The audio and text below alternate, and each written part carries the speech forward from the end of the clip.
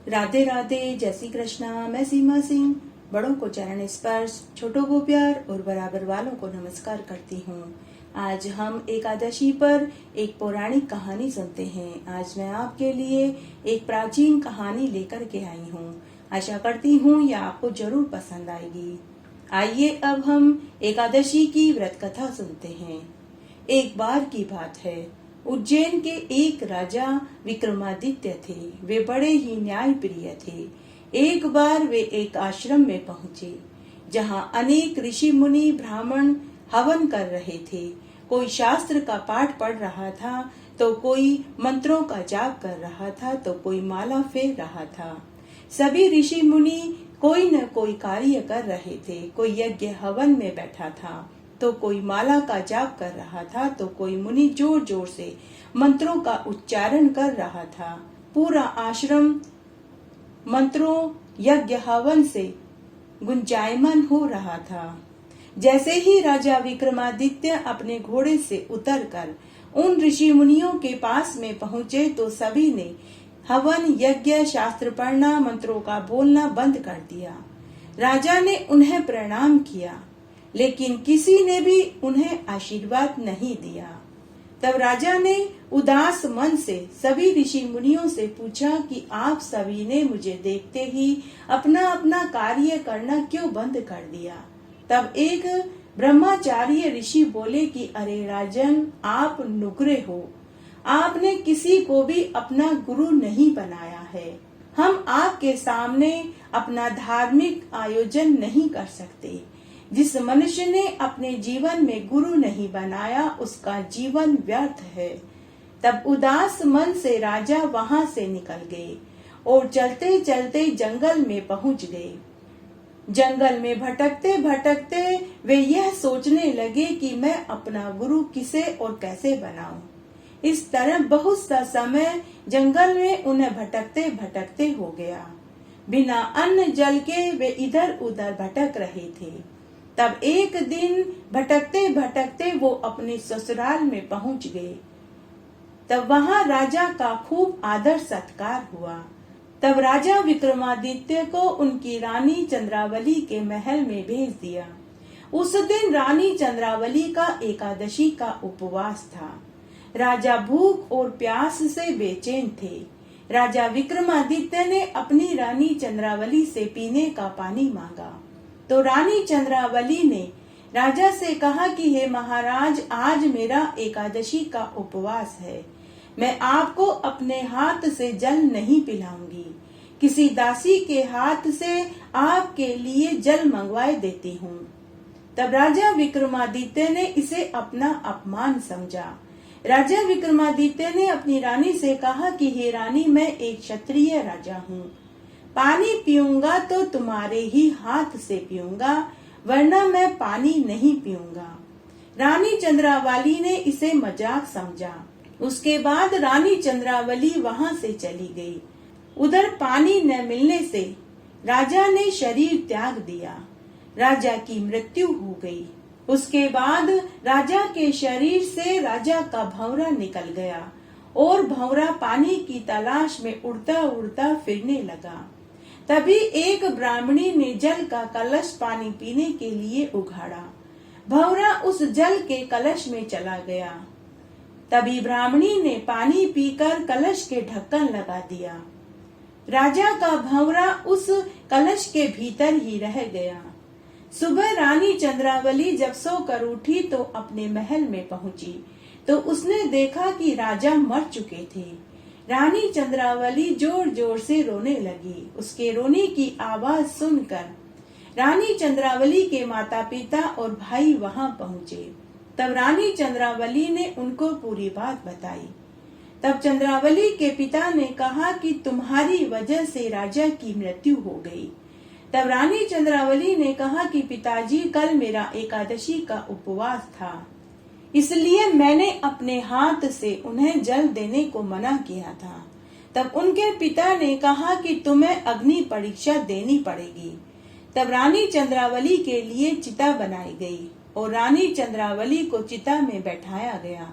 लेकिन एकादशी माता की कृपा से रानी चंद्रावली का बाल भी पाका नहीं हुआ। वह कुशल अग्नि परीक्षा देकर बाहर आ गई। उसके बाद राजा विक्रमादित्य का अंतिम संस्कार किया गया।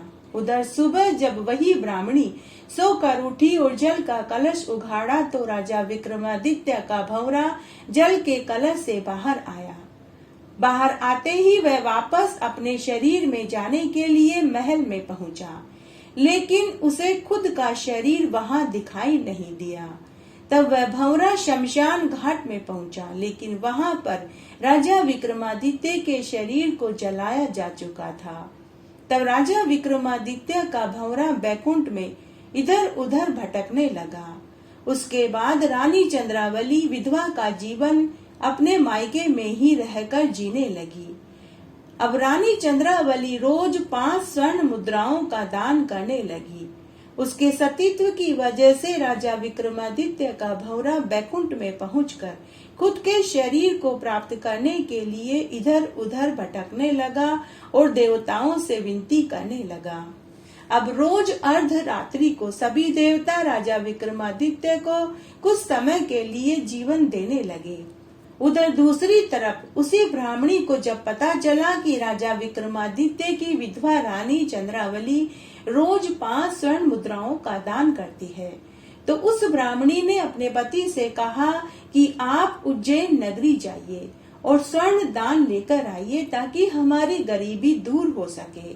तब ब्राह्मण ने अपनी पत्नी से कहा कि अरे भगवान, उज्जैन नगरी तो बहुत दूर है, पहुँचते पहुँचते ही रात्रि हो जाएगी। लेकिन ब्राह्मणी ने जिद पकड़ ली। ब्राह्मणी की जिद के आगे ब्राह्मण की एक न चली। अतः ब्राह्मण दान लेने के लिए उज्जैन नगरी की ओर चल पड़ा। चलते चलते अंधेरा हो गया, घना जंगल आ गया। तब उसे एक सूखी बावड़ी दिखाई दी। वहीं पर एक बड़ पीपल का पेड़ दिखाई दिया जो वह भी सूख रहा था। ब्राह्मण ने उसी पेड़ के नीचे रात्रि विश्राम करने का निश्चय किया। जंगल में डर और बेचैनी से ब्राह्मण को नींद नहीं आ रही थी, क्योंकि जंगल में तरह तरह की आवाजें आ रही थी। तभी उसने देखा कि जोर जोर से हवाएं चलने लगी, इंद्र बरसने लगा, सूखी बावड़ी जल से भर गई और वह सूखा बड़ पीपल का पेड़ भी हरा भरा हो गया। यह देखकर ब्राह्मण डर गया। वह मन ही मन सोचने लगा कि जरूर यहाँ कोई भूत प्रेत निवास करता है। ब्राह्मण डर के मारे मन में राम राम बोलने लगा। तभी उसे कुछ आवाजें सुनाई दी। उसने आंखें खोली तो देखा वहाँ भगवान पवन देव, भगवान इंद्र देव खड़े थे। साथ ही राजा विक्रमादित्य भी थे, जो बैकुंठ से उतरे थे। उनके ऊपर बैकुंठ से भगवान फूलों की बारिश कर रहे थे। वे सभी कह रहे थे कि अगर तुम्हारी पत्नी अपनी एकादशी का पुण्य तुम्हें दे देवे तो तुम्हें जीवन दान मिल सकता है। ऐसा कहकर सभी अंतर्ध्यान हो गए। ब्राह्मण को यह पूरा स्वप्न लग रहा था। पूरी रात्रि ब्राह्मण ने कैसे जैसे निकाली। सुबह ब्राह्मण जब सो कर उठा तो उसने देखा कि बावड़ी पुनः सूख चुकी थी और वह बड़ पीपल का पेड़ भी सूख चुका था। यह देखकर ब्राह्मण जल्दी जल्दी कदम उठाकर उज्जैन नगरी की ओर चल पड़ा। जब वह उज्जैन नगरी में पहुंचा तो उस समय रानी चंद्रावली स्वर्ण का दान दे चुकी थी। जब ब्राह्मण वहां पहुंचा तो उसने दासी से कहा कि हे दासी, मुझे रानी चंद्रावली से मिलना है। तो दासी ने समझा कि यह ब्राह्मण दान लेने की नीयत से आया है। तो दासी ने ब्राह्मण से कहा कि अरे ब्राह्मण देव, आप कल आना, क्योंकि आज हमारी रानी दान दे चुकी है। तब ब्राह्मण ने कहा कि हे दासी, मुझे रानी चंद्रावली से मिलना है, मुझे उनसे बहुत जरूरी काम है। तब दासी ने अंदर जाकर रानी चंद्रावली को संदेश दिया। तभी रानी चंद्रावली ब्राह्मण से मिलने दरवाजे पर आई।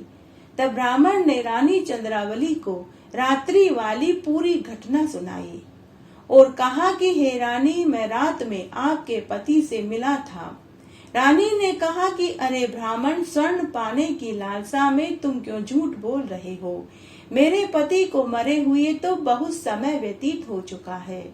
तब ब्राह्मण ने कहा कि अगर मैं आपको आपके पति से मिला दूं तो आप मुझे बदले में क्या दोगी? तो रानी चंद्रावली ने कहा कि अरे ब्राह्मण, मैं आपको 1000 स्वर्ण मुद्राएं दूंगी, लेकिन अगर आपने झूठ बोला, अगर मुझे पता चला कि आप झूठ बोल रहे हैं तो मैं आपको फांसी पर चढ़वा दूंगी। तब ब्राह्मण रानी को उसी जंगल में उसी स्थान पर लेकर पहुंचा जहां वापस से बावड़ी सूखी थी और बड़ पीपल का पेड़ भी सूखा हुआ था। वे दोनों बड़ पीपल के पेड़ के पीछे छिप कर बैठ गए। मन ही मन ब्राह्मण भगवान से प्रार्थना करने लगा कि हे भगवान, कल रात्रि को जो दृश्य आपने मुझे दिखाया था वो आज आप रानी को भी दिखा दीजिए, नहीं तो मैं बेकसूर फांसी पर चढ़ा दिया जाऊंगा। अर्धरात्रि हुई। पवन देव ने जोर जोर से हवाएं चलाई। इंद्र देव ने बरसात करी। सूखी बावड़ी जल से भर गई। बड़ पीपल का पेड़ भी हरा भरा हो गया। तभी वहां भगवान इंद्रदेव, भगवान पवन और राजा विक्रमादित्य आए। बैकुंठ से उनके ऊपर फूलों की बरसात होने लगी। तब रानी ने भी सुना कि भगवान कह रहे थे कि अगर रानी चंद्रावली अपने एकादशी का पुण्य तुम्हें दे देवे तो तुम्हें जीवन दान मिल सकता है। तभी भगवान इंद्रदेव और पवन देव अंतर्ध्यान हो गए। उसी समय रानी चंद्रावली ने राजा विक्रमादित्य के पांव पकड़ लिए। रानी चंद्रावली ने राजा से कहा कि हे महाराज, मुझे माफ कर दीजिए, आप महल में चलिए, मैं आपको अपने हाथ से न केवल जल पिलाऊंगी वरन मैं स्वादिष्ट भोजन बनाकर के भी खिलाऊंगी। तो राजा ने कहा कि रानी, बहुत देर हो चुकी है, अगर तुम कुछ देना चाहती हो तो अपनी एकादशी का पुण्य मुझे दे दो। तभी रानी चंद्रावली ने अपनी एकादशी का पुण्य राजा को सौंप दिया।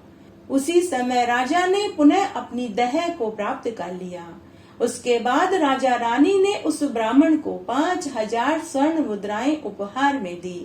राजा रानी उसी जंगल में महल बना करके अपने दास दासियों नौकरों के साथ रहने लगे।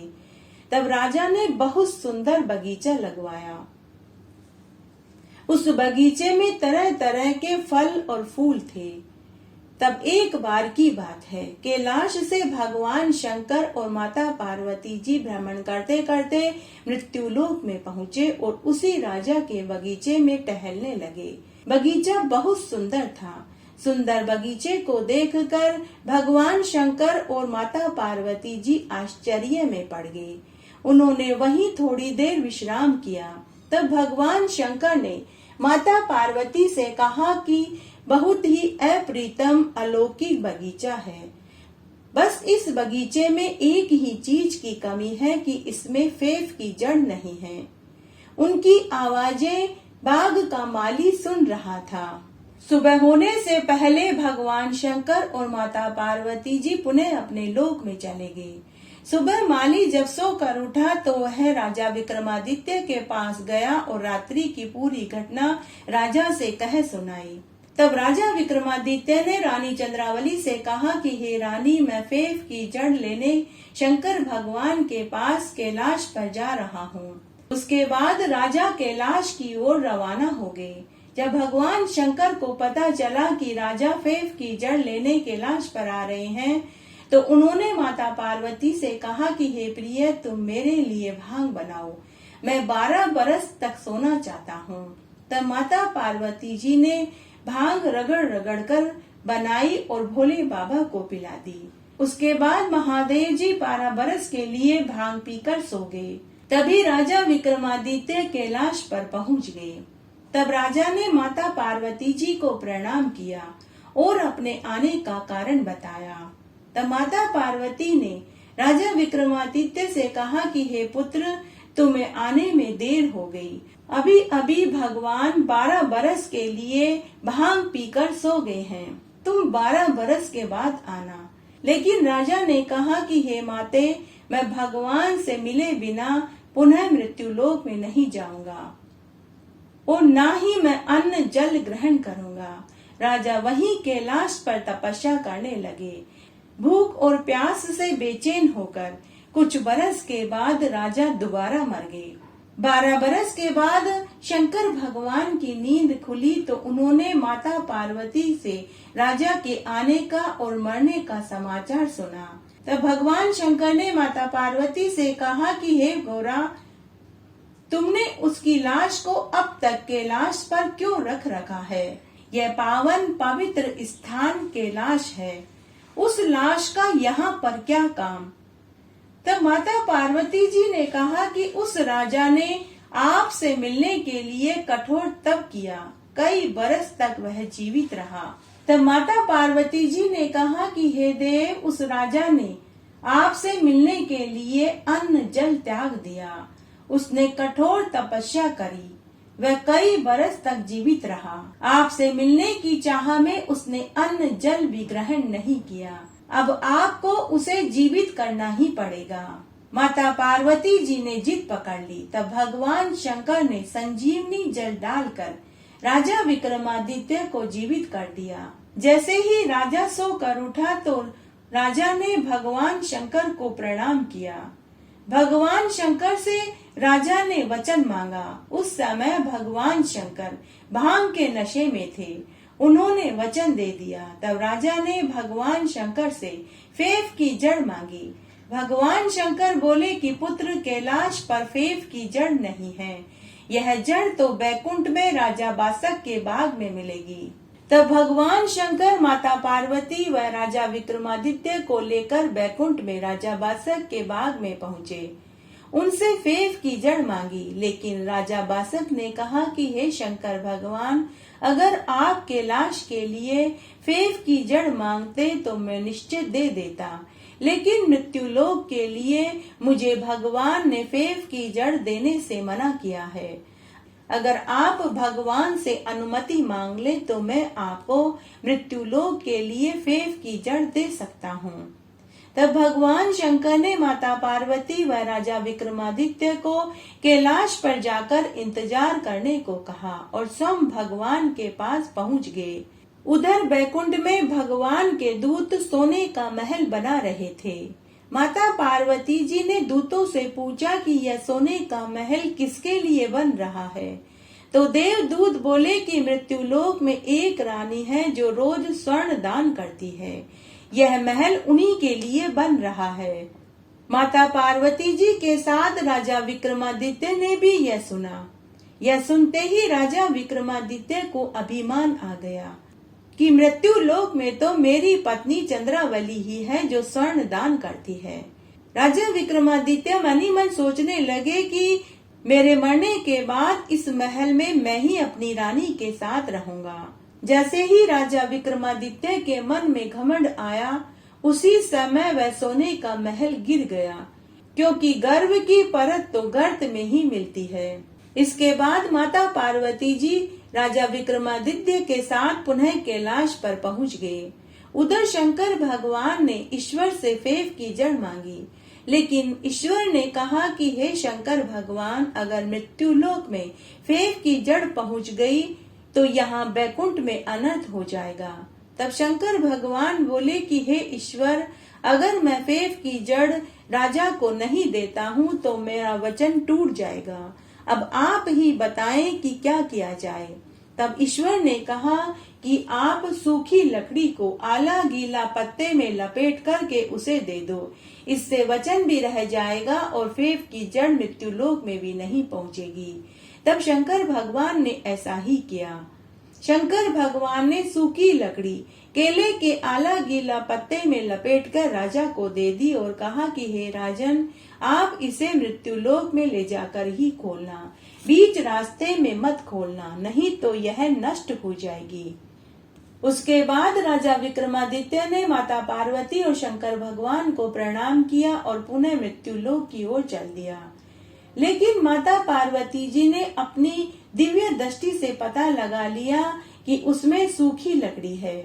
माता पार्वती को राजा पर दया आ गई। तब माता पार्वती जी ने एक अन्य रूप धारण करके आधे रास्ते में ही राजा के पास पहुंच गई और पूछने लगी कि हे राजन, आप इस पत्ते को खोल करके देखो कि इसमें क्या है। तो राजा बोला कि हे मां पार्वती, भगवान शंकर ने कहा था कि इसे बीच रास्ते में खोलकर मत देखना, नहीं तो यह नष्ट हो जाएगी। लेकिन माता पार्वती ने कहा कि अगर यह नष्ट हो जाएगी तो तुम तो अभी भी कैलाश पर ही हो, भगवान शंकर से और मांग लेना। तब राजा ने पत्ते को खोल कर के देखा तो उसमें से सूखी लकड़ी निकली। तब राजा माता पार्वती जी से बोला कि हे माते, मेरे साथ धोखा हुआ है। तब माता पार्वती ने राजा से कहा कि तुम वापस जाओ, मैं तुम्हें वहीं मिलूंगी, परंतु यह बात तुम भगवान से मत कहना। माता पार्वती उसी समय अदृश्य हो गई और पुनः कैलाश पर पहुंच गई और महादेव जी के पास आकर बैठ गई। तभी वह राजा भी कैलाश पर आ गया और महादेव जी से कहने लगा कि हे देव, आपने मुझे सूखी लकड़ी दी है। तब महादेव जी ने भी पता लगा लिया कि यह सब किसका किया धरा है।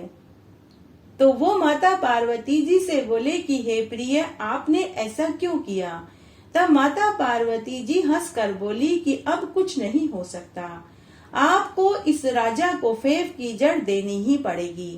तब भगवान शंकर ने उस सूखी लकड़ी पर अमृत के छींटे दिए और कहा कि इसे ले जाकर तुम अपने बगीचे में लगा देना, वहाँ फेफ की जड़ लग जाएगी। उसके बाद राजा महल में आया और बगीचे में फेफ की जड़ लगा दी।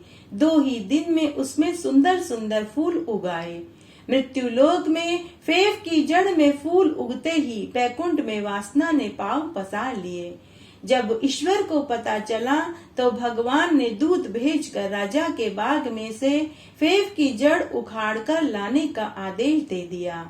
ईश्वर के दूत अर्धरात्रि में राजा विक्रमादित्य के बगीचे में पहुँचे और फेफ की जड़ उखाड़कर ले जाने लगे कि तभी माली की नींद खुल गई। हड़बड़ी में ईश्वर के दूत फेफ की जड़ को पूरी उखाड़कर नहीं ले जा पाए। सुबह जब माली सोकर उठा तो उसने देखा कि कोई फेफ की जड़ उखाड़ कर लेकर गया है। तब माली ने यह बात जाकर राजा विक्रमादित्य को बता दी कि हे महाराज, कोई अर्धरात्रि में हमारे बगीचे में आया था। उसने हमारे बगीचे में से फेफ की जड़ उखाड़ने की कोशिश करी, लेकिन वह पूरी नहीं उखाड़ पाया, अभी भी उसमें जड़ बाकी है। उसी समय राजा बगीचे में पहुंचा। उसने फेफ की जड़ बचाने के लिए उसमें जल डाला और 4 पहरेदार उसकी रखवाली को लगा दिए।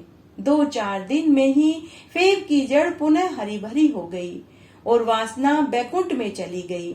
उसके बाद भगवान ने पुनः अपने दूत भेजकर जड़ उखाड़कर लाने को भेजा। ईश्वर के दूत देव विमान में बैठकर मृत्युलोक में राजा के बगीचे में पहुँचे। देवदूत जैसे ही फेफ की जड़ उखाड़ने लगे तो माली ने भागते हुए देवदूतों के विमान को रस्सी से बांध लिया और राजा को बुलाकर के ले आया। तब राजा को देवदूतों ने पूरी सच्चाई बताई। तब राजा ने उन्हें जाने की इजाजत दे दी, लेकिन देव विमान उड़ ही नहीं रहा था। तब देवदूतों ने राजा से कहा कि हे महाराज, आपके राज्य में किसी ने एकादशी का उपवास किया हो, अगर वह देव विमान के हाथ लगा दे तो यह विमान उड़ जाएगा।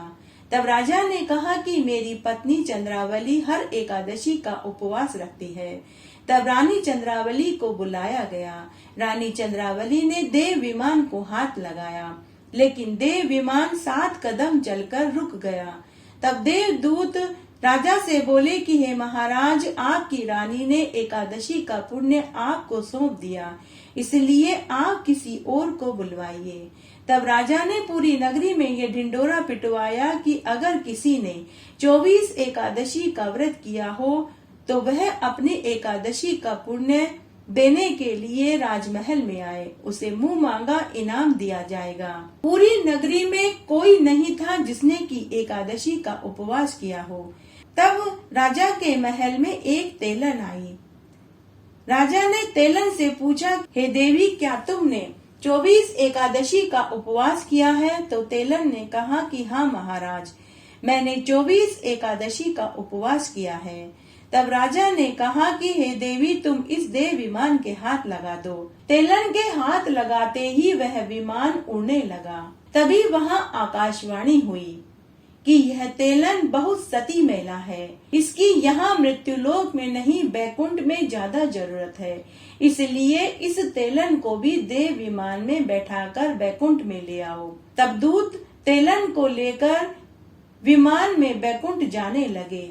तो राजा ने तेलन से कहा कि अरे तेलन, तू तो बैकुंठ में जा रही है, मुझे भी कोई वरदान देती जा। तब तेलन बोली कि हे राजन, आप एकादशी का व्रत और भक्ति करना, भगवान आपको जरूर दर्शन देंगे। उसके बाद देवदूत तेलन को लेकर बैकुंठ में पहुंच गए। तब भगवान ने कहा कि अरे दूतों, आप लोग तेलन को लेकर तो आए तो अच्छा किया, लेकिन एकादशी की भक्ति भी लेकर आते। तब भगवान ने अपने शरीर के मेल से एक आकृति बनाई और उसमें प्राण फूंक दिए और आदेश दिया कि जाओ एकादशी की भक्ति लेकर आओ, कैसे भी लाओ, साम दाम दंड भेद जो भी तुम्हें अपनाना पड़े उसे अपनाओ, लेकिन एकादशी की भक्ति बैकुंठ में लेकर के आओ। तब उस आकृति ने एक 12-13 साल की सुंदर लड़की का रूप बनाया और वह सुंदर लड़की राजा के बगीचे में पहुंच गई और इधर उधर टहलने लगी। राजा विक्रमादित्य रोज सुबह अपने बगीचे में घूमने जाते थे। जैसे ही राजा ने अपने बगीचे में सुंदर लड़की को देखा तो राजा उसकी रूप और यौवन को देखकर मोहित हो गया। तब राजा ने उसके सामने विवाह का प्रस्ताव रखा। तब माया रूपी उस लड़की ने राजा से कहा कि हे राजन, मैं तुमसे एक शर्त पर विवाह करूंगी कि हर फेरे में मैं आपसे एक वचन लूंगी। अगर आप 7 फेरों में 7 वचन मुझे देंगे तभी मैं आपसे विवाह करूंगी। राजा ने उसे वचन दे दिया। तब राजा ने उस लड़की के साथ विवाह किया और 7 फेरे में 7 वचन देने लगे। तब उस माया रूपी लड़की ने पहले फेरे में पहला वचन मांगा कि मैं आपकी पहली पत्नी चंद्रावली के साथ उनके महल में नहीं रहूंगी। दूसरे फेरे में दूसरा वचन मांगा कि मैं आपकी बेटी की माँ भी नहीं बनूंगी। तीसरे फेरे में तीसरा वचन मांगा कि हे राजन, मैं आपके बेटे की माँ भी नहीं कहलाऊंगी। चौथे फेरे में चौथा वचन मांगा कि हे राजन, मैं आपके महल का कोई कामकाज नहीं करूंगी। 5वें फेरे में 5वां वचन मांगा कि हे राजन, मैं अलग महल में रहूंगी। और 6ठे फेरे में 6ठा वचन मांगा कि हे राजन, जो मैं कहूंगी आपको वही मानना होगा। जिस दिन भी आपने मेरा कहना नहीं माना, मैं आपको छोड़कर चली जाऊंगी। तब 7वें फेरे में उस माया रूपी लड़की ने यह वचन मांगा कि मैं 7वां वचन आपको विवाह के बाद ही बताऊंगी। तब राजा ने कहा कि हे रानी, जैसा तुम चाहोगी वैसा ही होगा। उसके बाद राजा ने उस माया रूपी लड़की से विवाह किया और उसे लेकर महल में आए। रानी चंद्रावली ने उनका खूब आदर सत्कार किया और खुले मन से उनको अलग महल में जाकर रहने की इजाजत दे दी। इस तरह समय बीतने लगा। तब एक बार की बात है, एकादशी का दिन था। तब उस माया रूपी लड़की ने राजा से कहा कि हे राजन, अब समय आ गया है कि मैं अपना आपसे 7वां वचन मांगूं। हे राजन, मेरी यह शर्त है कि आप अपनी एकादशी की भक्ति मुझे दे दो या फिर आप अपने बेटे धर्मागत का शीश काट दो। तब राजा ने कहा कि हे रानी, मैं एकादशी की भक्ति तो आपको नहीं दूंगा, चाहे तो तुम मेरे बेटे का सिर ले लो। तब उस माया रूपी लड़की ने राजा से कहा कि हे राजन, मेरी 7वीं शर्त यही है कि आपकी बेटी अपने भाई की आरती करे। आप तलवार से अपने बेटे का सिर काटो और आपकी पत्नी चंद्रावली उस कटे सिर को अपनी झोली में लेवे। इस कार्य में अगर आपके चारों के आंखों में आंसू आ गए तो मैं उसी क्षण आपको छोड़कर चली जाऊंगी। तब राजा रानी ने और उनके बेटा बेटी ने उसकी शर्त को स्वीकार कर लिया। तब राजा विक्रमादित्य की बेटी ने अपने भाई की आरती करी। रानी चंद्रावली अपना आंचल फैलाकर खड़ी हो गई और राजा तलवार लेकर खड़े हो गए। इस कार्य में उन चारों के किसी के भी आंख में आंसू नहीं आया। जैसे ही राजा तलवार से अपने बेटे धर्मागत का शीश काटने लगे कि तभी माता एकादशी साक्षात रूप में प्रकट हो गई और राजा से तलवार लेकर माया रूपी उस लड़की का सिर धड़ से अलग कर दिया। इससे न तो एकादशी की भक्ति बैकुंठ में गई और न ही धर्मागत का शीश कटा। जय हो एकादशी माता की। इसीलिए आज भी कलयुग में यह एकादशी की भक्ति है जिसे सभी लोग पूरे मान सम्मान और सच्ची लगन से एकादशी का व्रत करते हैं। जो भी व्यक्ति पूरी सच्ची लगन और निस्वार्थ भाव से एकादशी का उपवास रखते हैं उन्हें एकादशी की भक्ति जरूर मिलती है और उन्हें ही माँ एकादशी दर्शन देती है। वे ही इस जीवन के समस्त सुखों को भोग कर मरने के बाद वैकुंठ को प्राप्त होते हैं। इस तरह आज हमने एकादशी की यह पौराणिक कहानी सुनी। आशा करती हूँ यह आपको जरूर पसंद आएगी। मेरे साथ बने रहने के लिए आपका धन्यवाद। आगे आने वाली कथा कहानियों के लिए भी आप इसी तरह मेरे साथ बने रहें। धन्यवाद।